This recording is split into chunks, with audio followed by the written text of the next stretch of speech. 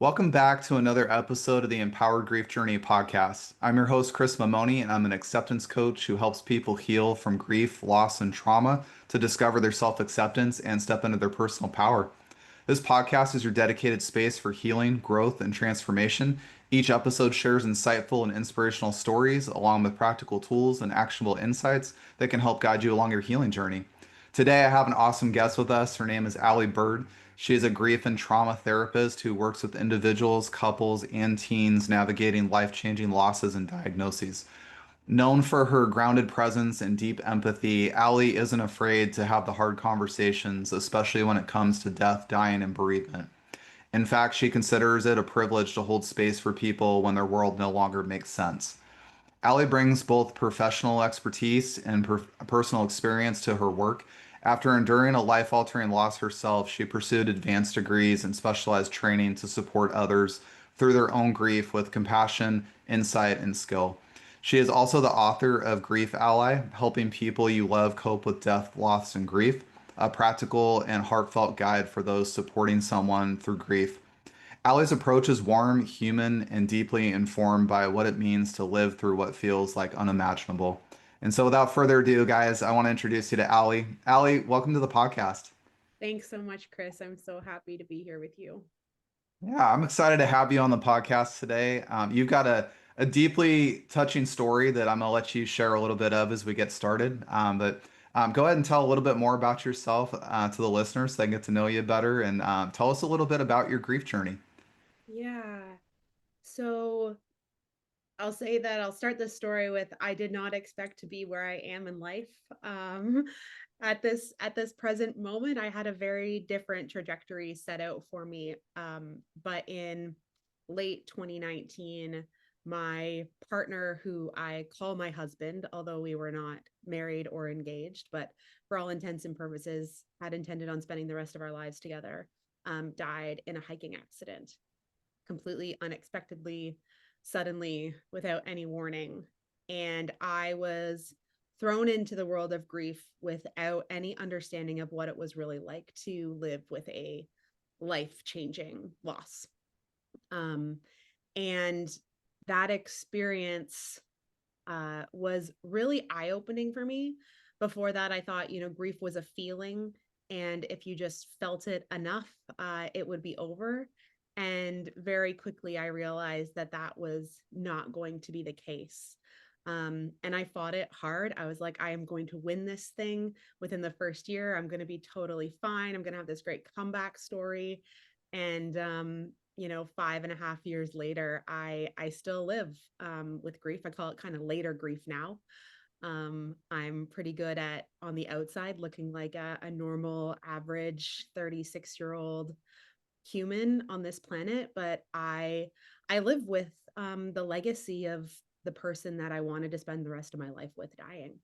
Um, and through that experience, I've decided that like it is a bit of a revolutionary act to sit with people in the darkest moments of their life, and say, I'm not afraid of what you're living with right now, and I'm going to be here with you through it. And I find it to be a great honor to do the work that I do now.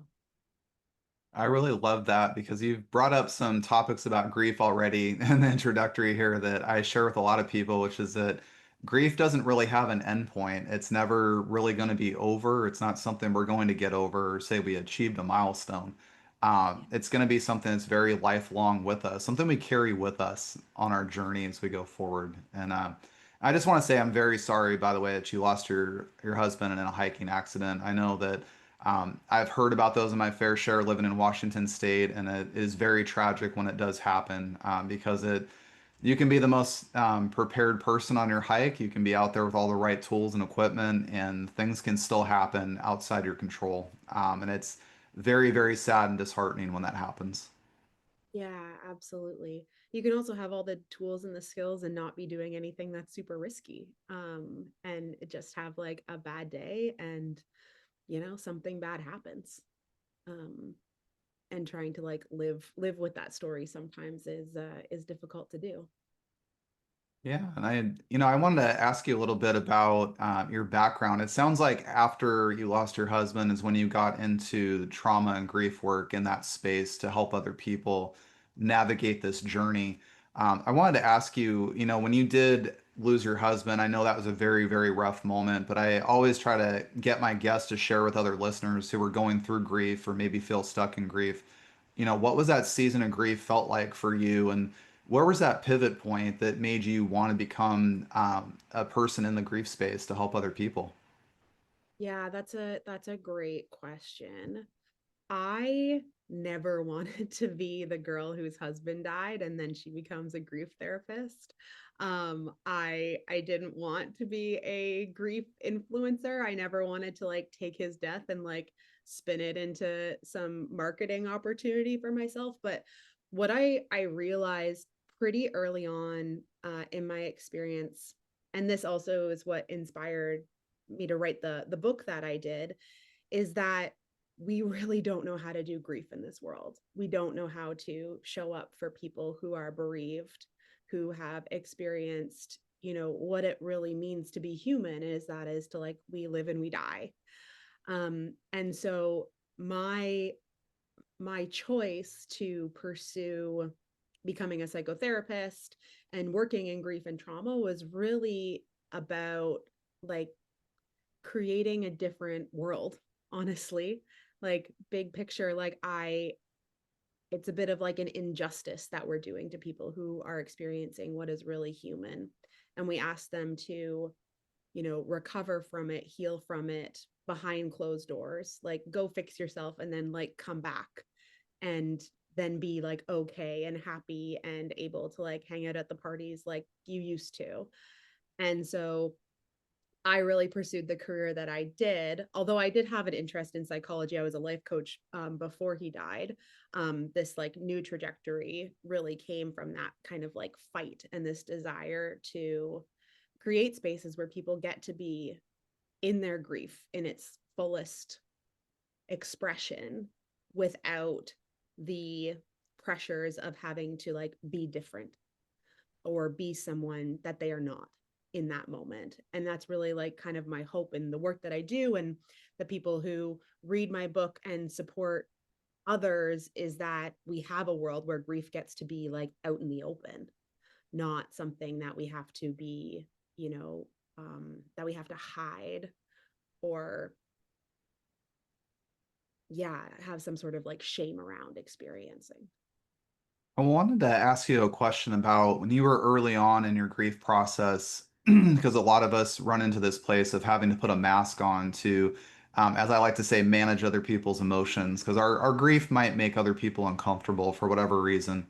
And I love how you said, by the way, because my mission is very aligned with yours about holding space for people going through grief and letting them know it's okay to be where you are today. It's okay to not be okay. It's fine to be there.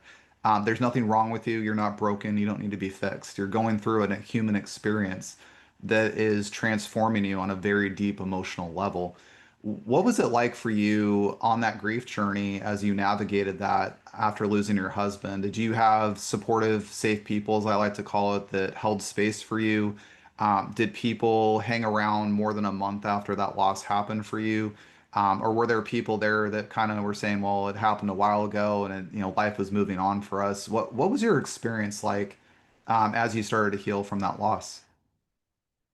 Yeah, I would say that my experience is like a bit of an outlier one. I had and have the most wonderful friends who were willing to like sit next to me while I was going through the hardest thing that I have ever experienced, and who also didn't, with each passing month, never put any pressure on me to be different than the way I was in those moments. There were people who have fallen to the wayside, and unfortunately, like, for the most part, we're not connected anymore. But that's really what inspired me to write Grief Ally, was that like, what are the conditions that my community have created for me to be able to grieve in the way that feels best for me. And very early on, I actually had a therapist who I worked with who really encouraged me to give feedback to the people around me. And for, a recovering people pleaser, that can be difficult. But one thing that she taught me was that, like, we recover from trauma by exercising our own agency. And so even though I felt trapped in my grief, there were things that I could control. And one of those things was like, if somebody did something or said something that didn't land or didn't feel good, then I said something about it. And, sometimes that's hard to hear. But for the most part, like, I was surrounded by people who loved me completely unconditionally. And they took that feedback and they're like, thank you so much for telling me. I love you. And I'll do better next time. And I think that's the best you can hope for, like, in grief, is to have that experience where your people will, shift and change as you shift and change. And so I, yeah, I think I was one of the lucky ones in that experience. Not to say that it was any easier, but maybe just, a smidge more than those who felt like they had to be different than they were. Would you be open to sharing how having supportive people like that around you as you went through grief made you feel seen and heard as you went through that healing process? Because I know a lot of people that go through grief and loss, and I experienced it losing my son in a lot of ways with certain Yeah. people. But I've heard it throughout grief journeys that sometimes we don't feel seen and heard or understood for that matter by people around us. And I would love for you to share just a little bit more about how your supportive community you had around you made you feel as you were going through those difficult moments in healing. Because as you know, just like I do, that grief is a big, messy roller coaster. There's days that you feel fine and life can be what it be that day, and that's okay. But there's days it bites. It's very, very heavy. It's very hard to deal with. Yeah. What was it like to know that you had that supportive community around you? Yeah. Um, I mean, off the bat, I'll say that, like, I don't necessarily know what, like, the worst case scenario is. So in terms of, like, comparing it to something, that's a bit difficult. But I'll say that, like, in the ways that, my people showed up and, like, saw me, witnessed me, were like, they just listened, right? There was, like, no fixing in what they showed up with. It was like, hey, like, how's right now? And when I was honest about it, they were like, I'm sorry. Like, that really sucks. Like, nothing was sugar coated. They never tried to, like, change the state that I was in. There were a lot of questions about, like, this anniversary is coming up. How are you feeling? Or, like, a year later, like, hey, I know it's November. November, it's a shitty month. Like, how can I help you? Or in cases like, I'd someone would be like, hey, how's today? I'd, like, send them a message or response about how I'm really doing, and then they didn't reply for like 8 hours, and I would send feedback and be like, hey, it doesn't feel super awesome when I answer your question and then you leave me hanging for 8 hours. And they're like, oh, you know what, that is a completely valid Hmm. completely valid feeling, and I'll do better next time in terms of, like, paying attention when I open a conversation with you. Like, awesome, thanks. So it really is like, it's not big crazy stuff, right? It's like really small intentional action that made me feel really seen and heard.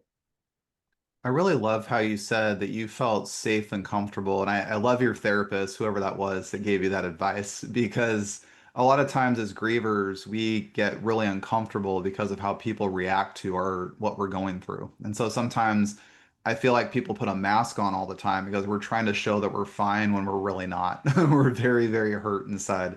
But being comfortable enough and safe enough to give feedback to people that are around you as you're going through grief. And I love that example you said of, leaving me hanging for 8 hours is just, it's not sitting right with me. And I don't know how to take that when there's that much silence throughout the day. And to get that response from somebody that acknowledged you, and I'm sure made an effort with you after that feedback, I think that's such a big testament to being a griever and knowing that it's okay to not just share what you're going through, but also kind of helping guide people that are supporting you and how best they can support you on your journey. Yeah, exactly. And that, again, like, it doesn't have to be, it's not huge. It's not like sending flowers on every anniversary or, like, buying all the gifts and all that, right? It's like, it's really, like, subtle, meaningful, intentional behaviors. And I wanted to ask you, because you brought up your book a couple times, when did you make that decision to write your book? What was that process like for you? Um, I'm the kind of person who has a brain that's wired to find patterns. So I'm pretty skilled at like noticing where gaps are. And early on in in my grief, I noticed that there were all these resources that were written for people at like the epicenter of tragedy. But any of your listeners, if they are bereaved, will know this, like a grieving brain is not a brain that is like functioning at its highest potential, and learning new things can be really, really tough. And yet the people at the epicenter of that tragedy are often the ones like tasked with teaching everyone around them about how they need to be cared for and treated, and engaged with through the long haul. And I was like, if but all the resources were written for like for the people at the epicenter of a tragedy and the people who love them. And I was like, why isn't there a resource for the people who love them just like directly? So that that process really came about very early on. I'd say I started like thinking about it at 3 months, when I started to hear the Oh, stories of, my peers, of like 70% of Facebook groups for bereaved people are, venting about how they feel left behind or abandoned or forgotten by the people in their lives, or like the need to like mask up as you're talking about, right? But I was like, if we had a tool that could teach people, um, these, the 70% here who feel that way might have a better chance. And that's really what inspired me to write it. Um, it was also a really great outlet for me. Probably similar to what you're finding in this podcast, Chris, is like it was a way to like channel some of what I was experiencing, that like this isn't all bad. Like I can do something with this that will make a difference somewhere else, and that makes what I'm experiencing a somehow m- meaningful and not just painful. I love the way you said that because one of my podcast guests, who's a chaplain, she has this word called brutiful, which is like Mm, brutal and beautiful all in the same moment of life. And she yeah. compares when we go through a loss of a person, and it doesn't matter who it is, when we go through a loss like that, it's a very brutal moment in so many ways, and we experience a high level of emotion and energy in that moment. But it's also something that gives way to a beautiful part of our life. And that's why I've always shared on my journey that grief is a personal transformation journey from who you were into who you're becoming. And that's why it's so scary, by the way, is because you're losing parts of yourself through that grief process and you're finding out who you really are and stepping into your alignment. I wanted to ask you a powerful question. I asked some people, and I feel like you're the right person to ask this to, but what are your thoughts on that these things happen for us and not to us? Mm. I'm not a huge fan of the for me piece. Um I believe that there's a lot of randomness in the universe. And I got lucky and that means that, I had something bad can happen to me, and something good can also happen to me. And so I'm not squandering this opportunity by any means, and I am trying to like live with it.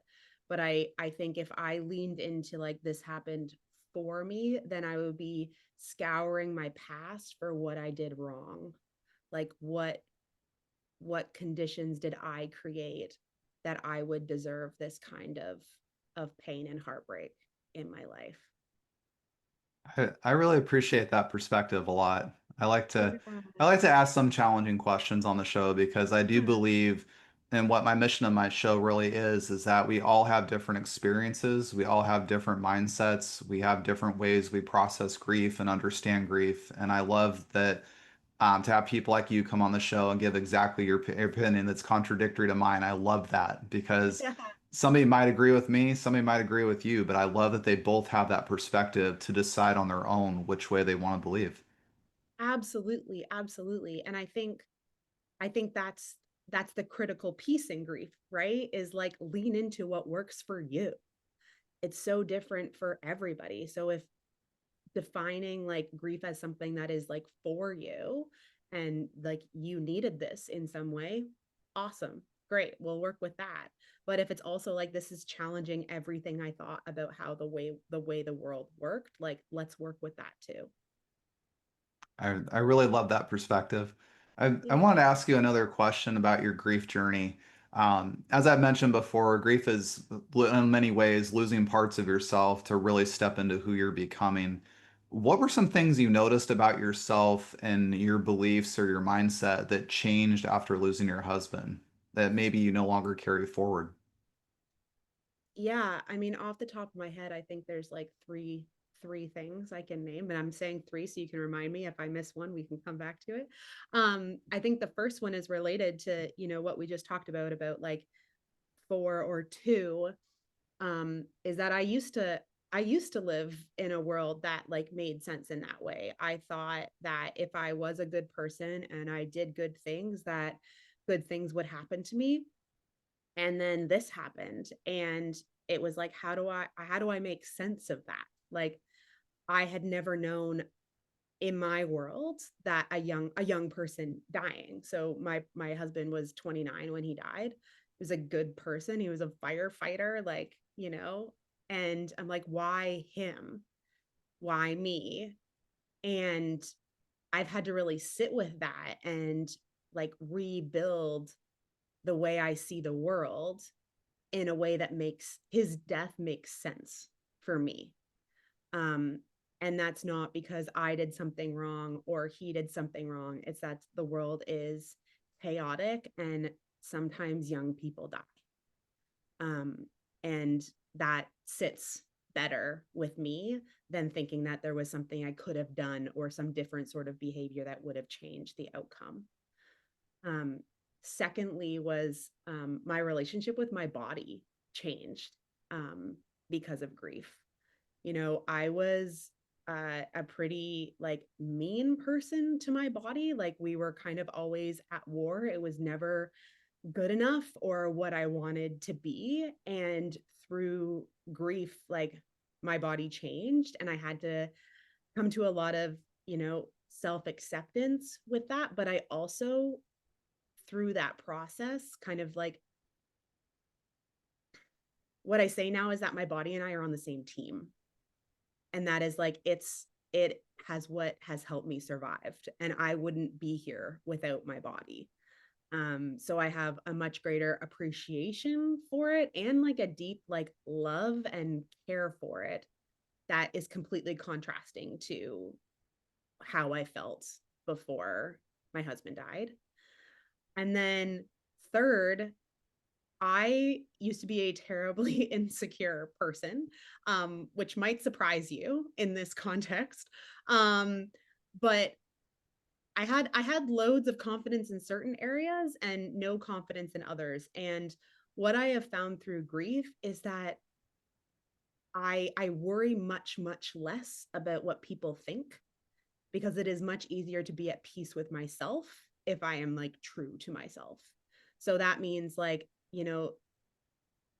sure, sometimes I will mask because it is easier than like getting into the deep conversations about like, oh, you're a widow, you're so young, how did he die, yada yada. um but there are other times when I just like I drop that information and I let people do with it what they want to do with it, and that's not on me. Like their feelings are their own and they're not my responsibility. Personally, like, professionally, I behave in a very different manner. And but I'm way more confident now that I'm like not responsible for other people's feelings. And I don't have this like deep seated like fear of not being liked. Like I'm willing to sit in my truth and what makes me feel like most authentically myself, and I'm okay with that. Whereas before I was like, oh no, I have to be someone different. Like I'm not good enough. And now I know I'm good enough. And it doesn't matter if anybody else doesn't think that. I really love that you said that because something I've learned on my grief journey that kind of parallels that is that what we used to think are problems in our life before we go something very traumatic like losing a husband, losing a child. We have all these things in our mind because we're in the rat race of life where we live in a very instant gratification society. Like if something's not happening fast enough, our brain's like, what's next? Where are we going? And when we go through a loss situation like you experience, all of a sudden all that stuff just falls and it becomes very quiet, very still, and what's left there is you. That's it.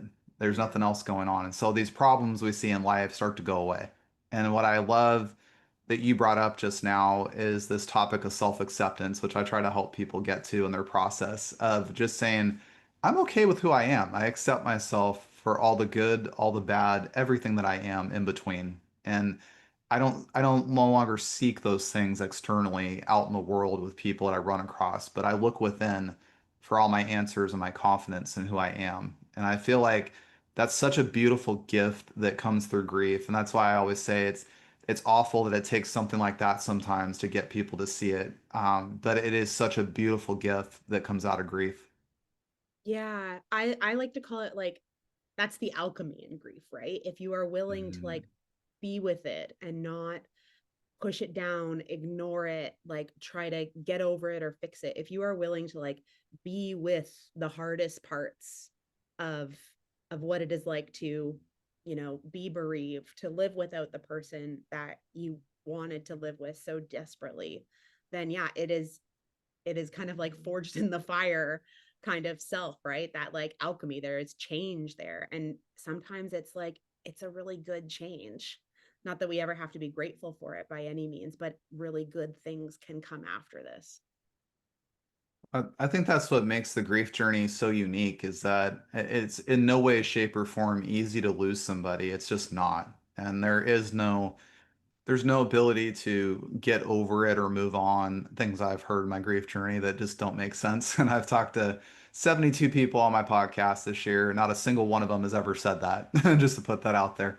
But when we do find that place in our grief journey, and for some people that happens in a month, some people it happens in 10 years. I can't sit here and say when it's going to happen for people. But you do reach that point where it will show itself to you in that moment, and you will see that there was so much good that came out of this moment for you. And to allow yourself, by the way, to Ali's effect, being able to have self-acceptance, to be on the same team with your body at that point, and just to accept it. And I always say that, when we do go through grief and loss, I always say acceptance is really the biggest, hardest part of grief. It's the worst one because we all the time say, I wish I had one more conversation. I wish I could have done this, or why did this have to happen to me? We have a lot of denial, so to speak. I don't really like that word, but we have a lot of denial in that aspect. But when we get to that acceptance place, it's almost freeing in a sense because it allows us to say, not that I like this and not that I agree to it, but I can take this moment for what it is. And this gives me some control and some freedom back within myself to decide how do I want this journey to look for me? What do I want out of this experience? What am I looking to change in my life? Or what have I said for many years I'm going to do but never did? Because this is my opportunity now to do it. And that's why when you get to that place in grief, you really discover that this gift came out of this thing. And yes, it did not come, I always call it the gift in shitty wrapping paper for the reason that it is not the way we wanted it. It is not what it should have looked like, and it's not what it should have been. But it really gave us such a beautiful gift to step into this next phase of life. And I think it's so beautiful, by the way. What was your husband's name, by the way? Will, Will? I yeah. feel like Will gave you this just incredible gift. I'm hearing it come out as we talk on the podcast, but just to be so empowered to find yourself, to have self-acceptance, to look within. I feel like he gave you that gift. But on top of that, you're in the grief space now, helping so many people that are going through things that you went through and you experienced personally. You wrote a book that's helping people. there's so much to attribute to that situation of losing Will that it's caused you to put so much good out there in the world. Yeah. Yeah, and I like to think of it too. It's like I don't know if in your podcast you've talked about like continuing bonds, but like maintaining this like relationship with the person who died. If it was, a good relationship, and for, 99% of our relationship, Will and I had an amazing one. And so I don't even like attribute it all to the grief. I attribute a lot of it to maintaining a connection with him. Like he would Mm. love this version of me. He would be so proud of me. But it was like this is kind of the version of me that like I think he wanted the rest of the world to see, that like only he got to. And so like it was kind of like through losing him, I like became more of the person that he knew that I could be. So it's it's a way that I stay connected to him too. It's more of like a hey, watch me now. Like, and it feels really good to be able to do that. Could you, Allie, since you brought that up, I haven't had a podcast guest talk about continuing bonds the way you Mm. have. Would you mind elaborating on that a little bit for listeners and maybe pointing them in the direction of how they can do that through loss? Absolutely. I'm sure many of them are already doing it without even knowing, but continuing bonds theory um is one way to like conceptualize how to live with grief. So way back in the day when like Freud was doing grief work, what he called the work was severing all the attachment that you had with the person who died, and then your grief would be over and you would be cured. um he later like went back on those words, but that's kind of like how grief was interpreted for a really long time. But more recent research has showed that the more we remain connected to our people who died, the actually more resilient we become in our grief.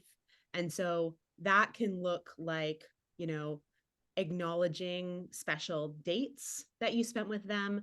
It can be looking at photos, watching videos, talking about them, writing to them, bringing them up in conversation, like keeping them alive in your world in some way. Um, is essentially like it's a continuing the bond that you have with that person. So it's not that in death the bond breaks, it's that it changes. And the work of grief then becomes like, how am I going to remain connected to my person? And that's something that like people around you can also do too. Like I think sometimes like it feels a little taboo to talk about people who have died. My community knows how much and how much I want to talk about Will and how important it is to talk about him. So it's not even that we're all, telling stories about the short time that we got to spend with him. It's like, how would he react to like things that are happening in the present? Like I remember, he died before COVID, and someone asked me like, what would he think of COVID? And I was like, oh man, he'd be like in his element, like emergency situation, like he would be there, no problem. Or, he was a military member. So we went to like Veterans Day, and someone was like, what would he think of that parade? And he was like, he would hate that parade. So it's like little ways of like incorporating your people into the present, like through memory, as well as, the impact that they made on you about who they were. I love that you shared that because that's something that I'm very big about. Why I share that grief doesn't have an endpoint and being fully healed doesn't exist. I write those things out because I feel like, as you just talked about, Will, you reminded me of my grandfather in a lot of ways, who I lost in 2020. But it's our ability to keep these stories of these people that were in our lives carried forward in a legacy with us because over the history of time, and I think it's gotten muddled today with social media and our access to information, we can get, 1,000 times more information in 5 minutes than we ever could 20 years ago. And, the history of the world has been through storytelling. We still talk about, King Louis the Fourth or whatever from 1200 whatever years, time frame of things. We still talk about Jesus from 2000 years ago. Like, storytelling's a big part of our history. It's a part of our heritage. It's a part of our families. It's a part of our relationships. It's part of who we are. There's things that those who pass on from us taught us, or we hear funny phrases. My grandfather had lots of them. I'll share on a different podcast, but there's phrases that help us go through life. And when we're having a hard time and we can fall back on that and say, oh man, I'm at that Veterans Day parade. Will would not be happy at having it right now. Um, it makes it just a little bit easier for us to move forward in life. It absolutely does. And that's the resilience piece, right? It's like we don't have to leave them behind in, we do in physical form, but there are so many ways that someone can still be present without being physically there. Well, yeah, I wanted to ask you a different part of the podcast now. Now that we brought this up, I'm very big about honoring and remembrance of those that we lose. I'm a big person of that. I have a picture of my son on my desk. I have him on my phone. I look at him every day. I think about him every day. What has that part of your journey with Will looked like for you? What are some ways that you honor and celebrate him in your life still today? I know it's been a few, I'm trying to remember how long ago that was. You told me when we met last month, like Yeah, five years. 5.5 years. Yeah. Yeah. Oh man, he's everywhere. Like there's very little in my life that he hasn't touched. I so I have tattoos on my forearm. There's four of them. One is just like it says like I love you XOXO William, which is in his handwriting. I have his phone number tattooed on my arm because he made me memorize it. It's the only phone number I memorized in adulthood. Uh and so when I let go of it, I put it on my arm so I wouldn't forget. I have a photo of us tattooed, and then I also have poppies with the coordinates of where his ashes were spread. Um, my dog is named Renegade from Rage Against the Machine. Renegade's a funk, and the Rage Against the Machine was like the CD that we used to listen to in our old like CRV that had like a CD player and a tape player. No AC. It was a standard. It was a great little adventure tank. um I have photos of him everywhere. um I talk about him in my work um with clients every day. uh yeah, he's like the food that I eat. Like he was a great cook and he like taught me a lot. um when I go to the gym, I like still think about like the times that we spent in the gym together and like everything he taught me about lifting weights. Yeah, he's everywhere in my life. I really love that. I'm a Rage Against the Machine lover. I jammed out to them since probably sixth, seventh grade, if I remember right. Might have been a little bit mature for my age at that point, but Renegades of Funk, best CD in the world on Yeah. rock like that. It's amazing. So I share your sentiment with that. You and Will got great taste in music. Thank you. Thank you. It was like I actually like a lot of country music and he was like absolutely not. We are not listening to country music. So Rage Against the Machine was one of the few artists that we could really agree on. I love that. I've found that too in my life. My wife likes certain music. I like music over here. And when you can find that one thing, and I love that somehow Rage Against the Machine brought you two together. Yeah. I absolutely love that because they are a very unique rock band of many Yes. sorts. And so I think that's cool they brought two together. Yeah. Yeah. Thanks. So. Well, Aly, as we wrap up the podcast today, I wanted to ask you a couple questions. What's one thing that you would share with people that are going through grief or maybe feel stuck in grief that would help them navigate that journey just a little bit easier? Mm. My favorite advice to give anyone who is grieving is kind of two things is like you can't fix it, but you do have power and you have power to make your life easier and more comfortable. So what can you do to make your life easier and more comfortable? I really love that because I think in the throes of grief, when you feel stuck, and I'm sure you've been there like me, it's hard to see out sometimes, and it's hard to tell yourself that you've got that power and control within you to do things that can help you move forward. It's hard to see that when you're in the throes of grief. I think that's really great advice. Yeah. Um, I wanted to ask you as well, you brought up your book today, Grief Ally. I wanted to ask, where can we find this book? Yeah, you can find it on any online retailer, Barnes and Noble, Amazon, it is there. If you go to my website, alybird.com/book, you can find all the links.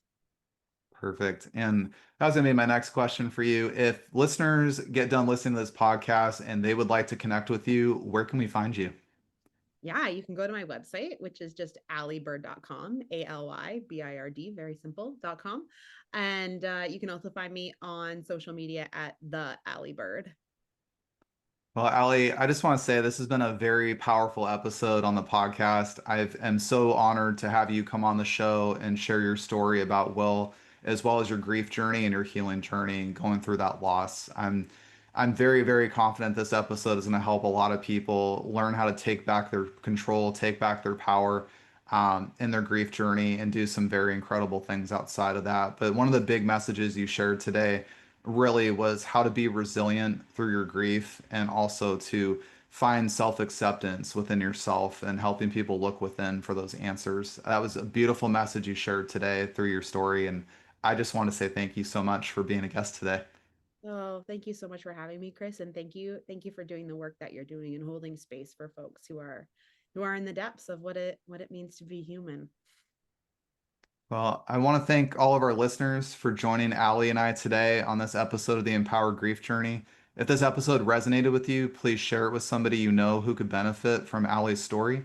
For more episodes that are designed to empower you and support you during your grief journey, visit empoweredgriefjourney.com and subscribe to this podcast. You can find us on Apple and Spotify. The Empowered Grief Journey is all about honoring your journey, embracing your emotions, and finding strength in your own time. I want you to know you're never alone on this journey, and together we can navigate grief with courage and compassion.